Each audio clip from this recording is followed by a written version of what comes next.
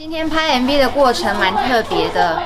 我记得一大早的时候是在菜市场那边拍了一段，我觉得最特别的就是有一个什么什么真人施法术可以除疫的一个小小的表演，然后我们要演得像真的一样。我觉得最厉害的就是演真人的那一位，因为他必须要憋笑，然后就好像煞有其事这样子，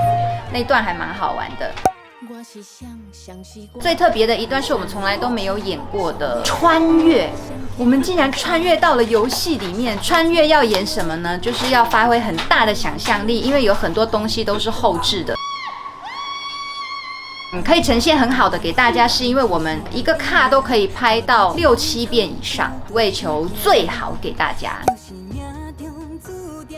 我觉得还蛮像的耶，公司的人真是很用心，看到年轻的自己不免有一些感触咯。因为我们总是被年纪追着跑嘛，就想起以前年轻的一些情景，有些许的怀念，也有一些释怀的感觉，挺温暖的。游戏的里面也有一些叙事，就是发挥了我们大家小小的演技，比方说争风吃醋啊、小鹿乱撞啊的那种，平常比较少表现的，好好的发挥出来。